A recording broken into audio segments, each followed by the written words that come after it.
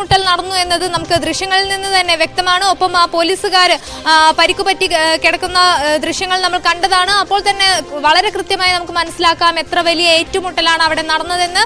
ഒപ്പം ഈ 7 പ്രതികളിൽ ഒരാൾ, ലോറി ഡ്രൈവറായ ഒരാൾ ഈ ഏറ്റുമുട്ടലിൽ വെടിയേറ്റ് കൊല്ലപ്പെടുന്നു. മറ്റൊരാൾക്ക് പരിക്ക് പറ്റുന്നു, 2 പോലീസുകാർക്ക് പരിക്ക് പറ്റുന്നു. അപ്പോൾ എത്ര വലിയ ഏറ്റുമുട്ടലാണ് അവിടെ നടന്നതെന്ന് വളരെ കൃത്യമായി തന്നെ നമുക്ക് മനസ്സിലാക്കാൻ സാധിക്കും. ഒപ്പം തന്നെ ഈ പോലീസ് പിടികൂടുന്ന അല്ലെങ്കിൽ പോലീസ് പിന്തുടരുന്നു എന്ന് അറിയുമ്പോൾ തന്നെ ഈ ട്രക്കിനുള്ളിൽ ഇരുന്ന്, കണ്ടെയ്നറിനുള്ളിൽ ഇരുന്ന് പ്രതികൾ വെടിയുതിർക്കുന്നു. അങ്ങനെയാണ് ആദ്യം പോലീസുകാരനെ വെടിയേൽക്കുന്നത്. അതിനുശേഷം പിന്നീട് നടന്ന ഏറ്റുമുട്ടലിൽ മറ്റൊരു പോലീസ് ഉദ്യോഗസ്ഥന് കൂടി വെടിയേൽക്കുന്നു. എന്തായാലും വളരെ കൃത്യമായി നടന്ന, വളരെ പ്ലാൻ ചെയ്ത് നടന്ന ഒരു വലിയ കവർച്ച എന്നത് വ്യക്തമാണ്. അവരുടെ കയ്യിൽ ആയുധങ്ങളുണ്ടായിരുന്നു, തോക്കുകളുണ്ടായിരുന്നു. ഇതെല്ലാം വളരെ പ്ലാൻ ചെയ്തതുകൊണ്ട് മാത്രമാണ് എന്ന് വ്യക്തമാണ്. രാജസ്ഥാൻ രജിസ്ട്രേഷനുള്ള കണ്ടെയ്നറിലാണ് ഇവർ രക്ഷപ്പെടാൻ ശ്രമിച്ചത്. അതിന് ആദ്യം കാറിലെത്തിയതിനു ശേഷം മാപ്രാണിയിൽ നിന്നും ആദ്യത്തെ കവർച്ച നടത്തുന്നു. 2:10 ആദ്യ കവർച്ച നടത്തുന്നത്. അതിനുശേഷം 3 മണിയോടുകൂടി മറ്റു കവർച്ചകളും നടത്തുന്നു. ഷൊർണൂർ റോഡിലെ ATM അടക്കം 3 കവർച്ചകളും നടത്തിയതിനു ശേഷം ഇവർ രക്ഷപ്പെടാൻ ശ്രമിക്കുന്നു. 236 കിലോമീറ്റർ സഞ്ചരിച്ചു ഇവർ. പക്ഷേ കൃത്യമായി പോലീസ് അവരെ പിന്തുടർന്നു, പിടികൂടി. ഈ കണ്ടെയ്നറിൽ ഈ കാർ കയറ്റിയതടക്കം പോലീസിന് കൃത്യമായി മനസ്സിലാക്കാൻ സാധിച്ചു. അതിന്റെ CCTV വിഷ്വൽസ് കൈമാറുന്നു. അത് കേന്ദ്രീകരിച്ച് അന്വേഷണങ്ങൾ നടക്കുന്നു. അതിനൊടുവിൽ തന്നെയാണ് മണിക്കൂറുകൾക്കുള്ളിൽ തന്നെ ഇവരെ പിടികൂടാൻ സാധിക്കുന്നത്. എന്തായാലും ഈ വലിയ ഏറ്റുമുട്ടലുകൾക്കൊടുവിലാണ് ഈ 6 പ്രതികളെയും അല്ലെങ്കിൽ 7 അംഗ സംഘത്തെ ഇവർക്ക് പോലീസിന് പിടികൂടാനായത് എന്നത് തീർച്ചയാണ്. പോലീസിന് നേരെ വെടിവെച്ച് ഭീഷണിപ്പെടുത്തി ലോറി റോഡ് സൈഡിൽ നിർത്തി രക്ഷപ്പെടാനായിരുന്നു ഈ പ്രതികളുടെ പദ്ധതി എന്നാണ് ഇപ്പോൾ മനസ്സിലാക്കുന്നത്. തിരികെ പോലീസ് വെടിവെച്ചതോടെയാണ് പ്രതികളുടെ ഈ പദ്ധതി പൊളിയുന്നതും വലിയൊരു ഏറ്റുമുട്ടൽ പിന്നീട് നടക്കുന്നതും. അപ്പോൾ കൃത്യമായി അത്രയും ആയുധങ്ങൾ ഇവരുടെ കയ്യിലുണ്ടായിരുന്നു എന്ന് വേണം നമുക്ക് മനസ്സിലാക്കാൻ. പോലീസിനെ വരെ ഭീഷണിപ്പെടുത്തി രക്ഷപ്പെടാൻ. അപ്പോൾ ഇവർ ഈ ഏറ്റുമുട്ടൽ ഉണ്ടാകും അല്ലെങ്കിൽ ഒരു പോലീസ് പിടികൂടുമെന്ന് മുൻകൂട്ടി കണ്ടുകൊണ്ട് തന്നെ അതുകൂടി പ്ലാൻ ചെയ്താണ് ഇവർ ഈ കവർച്ചയ്ക്ക് ഇറങ്ങിയത് എന്ന് വേണം നമുക്ക് മനസ്സിലാക്കാൻ. തോക്കും മറ്റ് ആയുധങ്ങളുമായി ഇവർ ഇറങ്ങുന്നു. അതിനുശേഷം പോലീസ് പിന്തുടരുമ്പോൾ കണ്ടെയ്നറിൽ ഉള്ളിൽ ഇരുന്ന് തന്നെ വെടിയുതിർക്കുന്നു. വീണ്ടും പോലീസ് പിന്തുടർന്ന് ഇവരെ പിടികൂടിയതിനു ശേഷം പോലീസിനെ ഭീഷണിപ്പെടുത്തുന്നു, തോക്ക് ചൂണ്ടിയടക്കം ഭീഷണിപ്പെടുത്തുന്നു. അതിനുശേഷവും പക്ഷേ പോലീസ് വിട്ടുകൊടുക്കാൻ തയ്യാറായില്ല. തമിഴ്നാട് പോലീസിന്റെ കൃത്യമായ ഇടപെടൽ അല്ലെങ്കിൽ കൃത്യമായി ഈ പ്രതികളുമായുള്ള ഒരു ഏറ്റുമുട്ടൽ, അവരെ കസ്റ്റഡിയിൽ എടുക്കാനുള്ള തമിഴ്നാട് പോലീസിന്റെ ഒരു ഏറ്റുമുട്ടൽ. അതിനുശേഷം ഈ പ്രതികൾ പോലീസിന് കീഴടങ്ങേണ്ടി വരുന്നു അല്ലെങ്കിൽ അവരെ കീഴടക്കേണ്ടി വരുന്നു തമിഴ്നാട് പോലീസിന്. പ്രതികൾ ഓടി രക്ഷപ്പെടാൻ ശ്രമിക്കുന്നുണ്ട്. പക്ഷെ അപ്പോഴൊക്കെ കൃത്യമായി അവരെ പിന്തുടർന്ന് ഏറ്റുമുട്ടി 2 പോലീസുകാർക്ക് അടക്കം പരിക്കേറ്റു. എന്നിട്ടും ആ ദൗത്യം അവസാനിപ്പിക്കാതെ, പ്രതികൾക്ക് അടിയറവ് പറയാതെ തമിഴ്നാട് പോലീസ് അവരുമായി ഏറ്റുമുട്ടൽ നടത്തുന്നു. അതിനുശേഷം 6 പ്രതികളെയും, കൊല്ലപ്പെട്ട ഒരു പ്രതി ഉൾപ്പെടെ 7 പ്രതികളായിരുന്നു. ഇതിൽ 6 പേരെയും പോലീസ് കൃത്യമായി കസ്റ്റഡിയിലെടുക്കുന്നു. ഈ അമിത വേഗതയിലായിരുന്നു ഈ കണ്ടെയ്നർ ഓടിക്കൊണ്ടിരുന്നത്. ഈ അമിത വേഗതയിൽ പോകുന്ന വഴിയിൽ റോഡിലുണ്ടായിരുന്ന കാറുകളും ബൈക്കുകളും അടക്കം അവർ ഇടിച്ചു തെറിപ്പിക്കുന്നുണ്ട്. ലോറിയിൽ നിന്നും പോലീസ് തോക്കുകളും മറ്റ് മാരകായുധങ്ങളും കണ്ടെടുത്തിട്ടുണ്ട്. ഈ പ്രതികളുടെ തോക്കുകളിൽ നിന്ന് തന്നെയാണോ ഇവർക്ക് വെടിയേറ്റതെന്നടക്കമുള്ള കാര്യങ്ങളും മറ്റും വ്യക്തമാകേണ്ടതുണ്ട്. എന്തായാലും വരും മണിക്കൂറുകളിൽ ഇത് സംബന്ധിച്ച് ഏറ്റുമുട്ടലിന്റെയും മറ്റ് വിശദാംശങ്ങളും നമുക്ക് ഔദ്യോഗികമായി തന്നെ പോലീസുകാർ വ്യക്തമാക്കുമെന്ന് തന്നെയാണ് പ്രതീക്ഷിക്കുന്നത്. ഇപ്പോൾ 2 പോലീസുകാരും ആശുപത്രിയിലാണ്. ഇവരെ കണ്ടതിന് ശേഷം ഔദ്യോഗികമായി തന്നെ പ്രതികരിക്കാമെന്നാണ് ADGP ഉമ്മ നമ്മോട് വ്യക്തമാക്കിയത്. എന്തായാലും വരും മണിക്കൂറുകളിൽ ഉടൻ തന്നെ തൃശൂർ പോലീസ് അടക്കം സ്ഥലത്തെത്തി ഔദ്യോഗികമായി കേരള പോലീസിന്റെ ഭാഗത്തു നിന്നുകൂടി ഔദ്യോഗികമായി ഇതിനൊരു വിവരങ്ങൾ ലഭിക്കുമെന്ന് തന്നെയാണ് മനസ്സിലാക്കുന്നത്. ഇപ്പോഴും സജിത്ത് എടുത്തു പറയേണ്ടത് വളരെ വലിയൊരു ഓപ്പറേഷൻ ആയിരുന്നു. സമീപകാലത്തൊന്നും ഇത്ര വലിയൊരു ഓപ്പറേഷൻ നമ്മൾ കണ്ടിട്ടില്ല. കൃത്യമായി ആസൂത്രണം ചെയ്ത് ഹരിയാന സ്വദേശികളായ 7 പേർ തൃശ്ശൂരിലെത്തി 3 ATMകളിൽ നിന്നായി 66 ലക്ഷം രൂപയാണ് കവർന്നത്. മണിക്കൂറുകൾക്കുള്ളിൽ തന്നെ അവരെ പിടികൂടാനായി. എന്തായാലും കോയമ്പത്തൂർ വഴി രക്ഷപ്പെടാൻ ശ്രമിക്കുന്നു. കൃത്യമായി അവർക്ക് കേരളത്തെയും അല്ലെങ്കിൽ തൃശ്ശൂരിനെയും വളരെ കൃത്യമായി അറിയാമെന്ന് വേണം നമുക്ക് മനസ്സിലാക്കാൻ. അതുകൊണ്ട് തന്നെയാണ് മണിക്കൂറുകൾക്കുള്ളിൽ 3 ATMകളിൽ കവർച്ച നടത്തി പാലക്കാട് കോയമ്പത്തൂർ വഴി രക്ഷപ്പെടാൻ അവർക്ക് സാധിച്ചത്. പക്ഷേ അവിടെയും ഈ പോലീസുകാർ അവരുടെ ദൗത്യത്തെ പരാജയപ്പെടുത്തുന്നു. അവരെ പിന്തുടർന്ന് 236 കിലോമീറ്റർ അകലെ വെച്ച് അവരെ പിടികൂടുന്നു. വലിയ ഏറ്റുമുട്ടലുകൾക്കൊടുവിൽ അവരെ എല്ലാ പ്രതികളെയും പിടികൂടുന്നു, കസ്റ്റഡിയിൽ എടുക്കുന്നു. വലിയ ഒരു ഏറ്റുമുട്ടൽ നടന്നിട്ടുണ്ട്.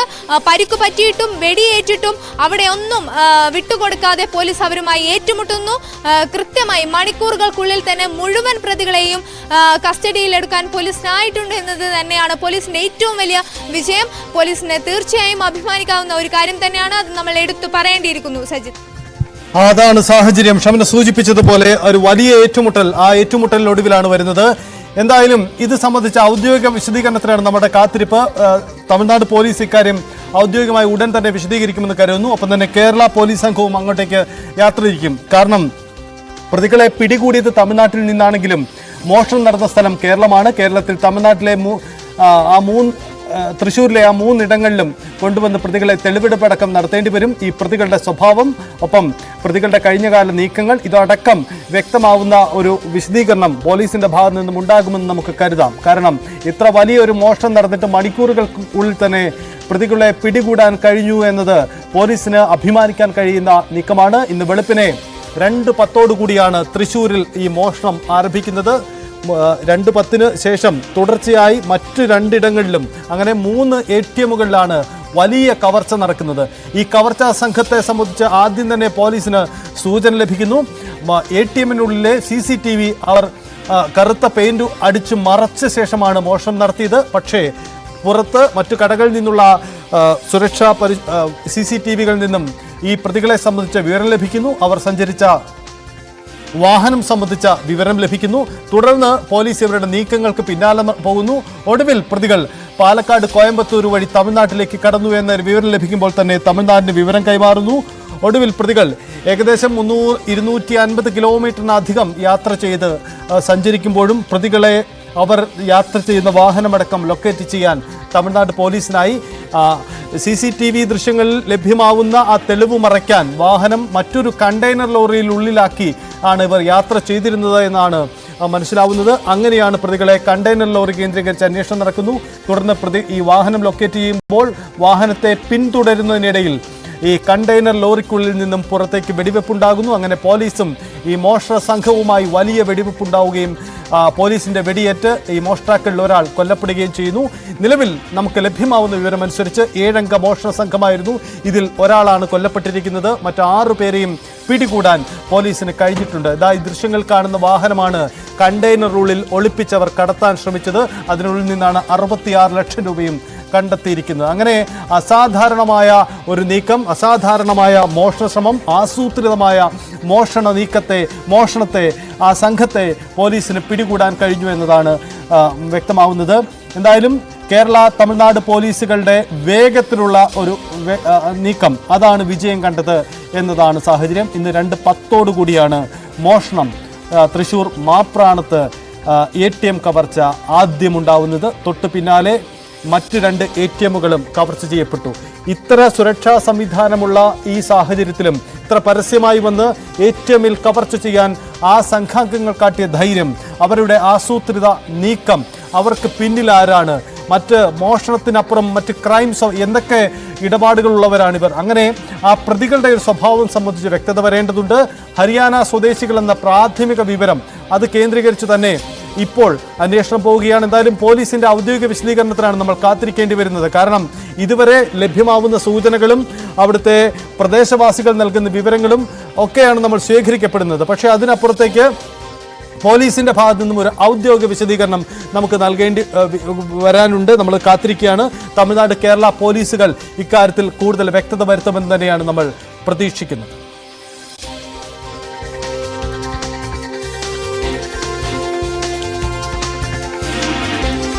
എന്തായാലും പോലീസിന്റെ ഭാഗത്തു നിന്നും വലിയ പ്രധാനപ്പെട്ട നീക്കമാണ് ഉണ്ടായത്. കാരണം തമിഴ്നാട് പോലീസും ഈ സംഘത്തെ പിന്തുടർന്ന തമിഴ്നാട് പോലീസും പ്രതീക്ഷിച്ചില്ല പ്രതികളിൽ നിന്നും ഇത്തരത്തിൽ തിരിച്ചു വെടിവെപ്പുണ്ടാകുമെന്നും ഒരു പ്രത്യാക്രമണം ഉണ്ടാകുമെന്നും. പക്ഷേ അതിനെയും അതിജീവിച്ചുകൊണ്ടാണ് പോലീസ് ഇവരെ കീഴ്പ്പെടുത്തിയത് എന്നതാണ് സാഹചര്യം. ആ സ്ഥലത്ത് DIG ഉമ അടക്കമുള്ള തമിഴ്നാട്ടിലെ ഉന്നത പോലീസ് ഉദ്യോഗസ്ഥരും സ്ഥലത്തെത്തിയിരുന്നു. അവരുടെ പ്രതികരണത്തിൽ ஹாஸ்பிட்டல் இன்டிமேஷன் பார்த்துட்டு ஹாஸ்பிட்டல் நிலவரம் பார்த்துட்டு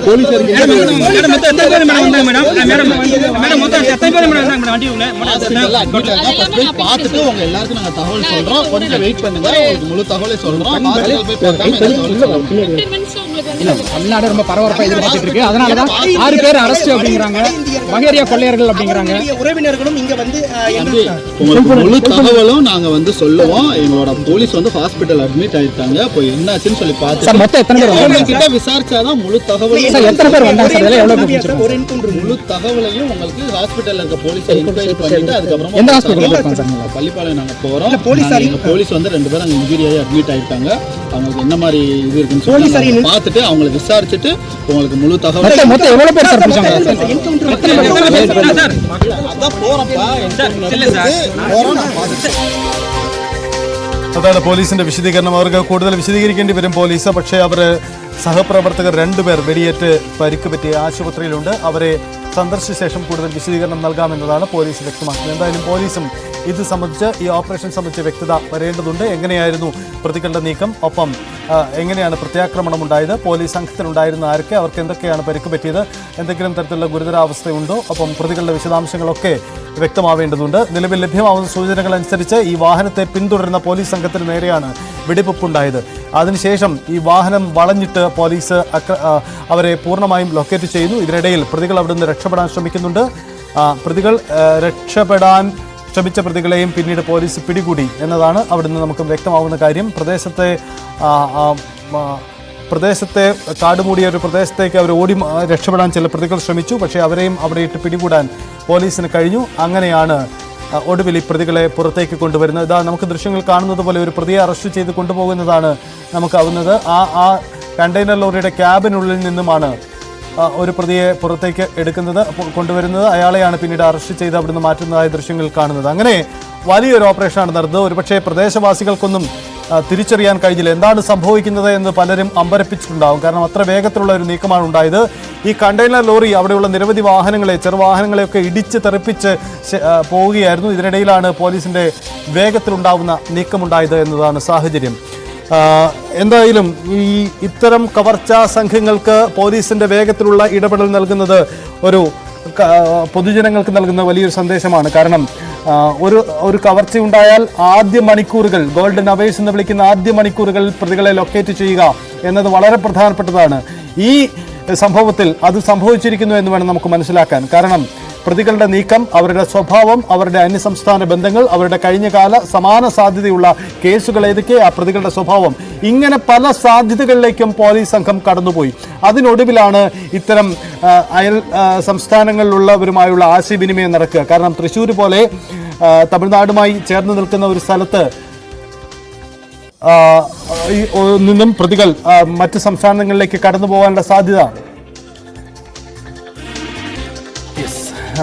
അതിനുശേഷമാണ് പ്രതികളെ ലൊക്കേറ്റ് ചെയ്യാൻ ശ്രമിച്ചത്. അങ്ങനെയാണ് ഉണ്ടായത്. എന്തായാലും ഇന്ന് വെളുപ്പിനെ ഉണ്ടായ ഈ കവർച്ചയിൽ പ്രതികളെ വേഗത്തിൽ പിടികൂടാൻ കഴിഞ്ഞു. കേരള തമിഴ്നാട് പോലീസ് സംഘങ്ങളുടെ ജോയിന്റ് ഓപ്പറേഷൻ അത് ഫലം കണ്ടിരിക്കുന്നു. എന്താണ് ഈ ഓപ്പറേഷനിൽ അതിന്റെ വ്യക്തത സംബന്ധിച്ച് നമുക്ക് പോലീസിന്റെ വിശദീകരണത്തിന് വേണ്ടി കാത്തിരിക്കാം. എന്തായാലും അതിന്റെ തത്സമയ ദൃശ്യങ്ങളടക്കമാണ് പ്രേക്ഷകർ കണ്ടത്.